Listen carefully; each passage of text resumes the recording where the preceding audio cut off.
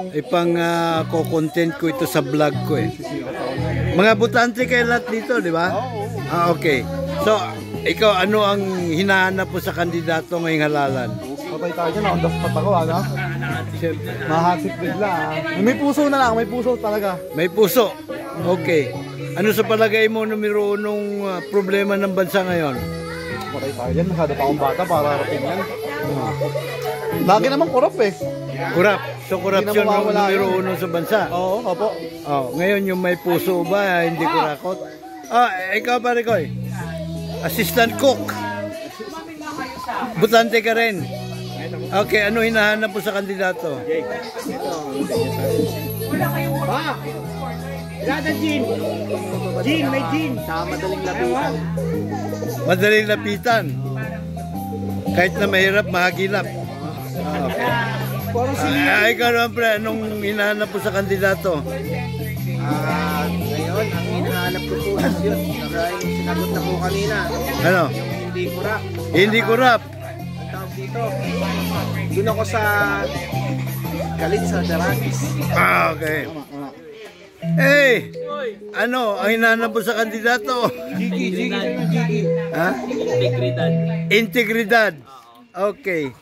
So, ikaw ano hinahanap mo sa kandidato? Ikaw ang hinahanap ko. Very good. Kaso, nanuisan sa ko ng Comelec kaya wag mo na akong hanapin. Ikaw pare ko, July. Ano hinahanap mo sa kandidato? Wala na akong hinahanap, hindi na ako bumobote. Ganoon. Ayan eh. Now, halos lahat na kandidato, kontra korupsyon daw sila. Di ba? Sa palagay nyo, ano ang may isang bagay na pwede makatuldok sa korupsyon eh. Ano yon? Edukasyon. Ikaw.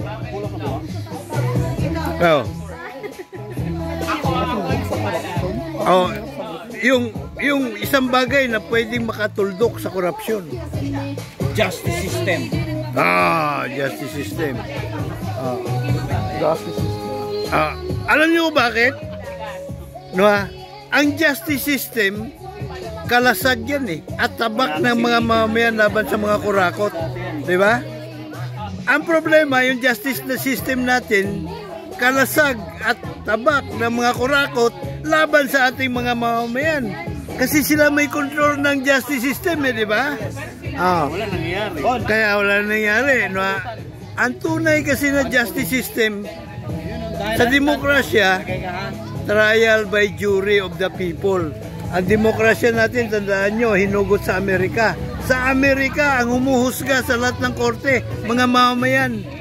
Diba? Kaya mga kurakot, mabilis pa sa alas 4 nabubuko at nakakalabuso. Kaya dapat lang, juror tayo. Talaga. Yeah? Wala nang iba.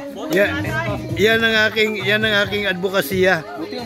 Ipairal sa ating bansa ang jury justice system. Kung tayo ang umuhusga, walang kurakot yan. Natatagal ng 1 oras sa pwesto. Agad yan, kulong. Himas rehas na agaran niya mga yan. Kaya yun ang ating ang ating advokasya, juror advocacy. Juror, people power, revolusyon. Kasi ang demokrasya is people power eh. Ang power na sa people dapat. Iasan ang power natin. Wala, hinarbat ng mga kawatan. So, isulong natin yan na mapalitan, mamindahan ang Bill of Rights para idagdag ang ating karapatan bilang mga juror. Okay, approve. Arreglado. Arreglado. Okay, salamat po.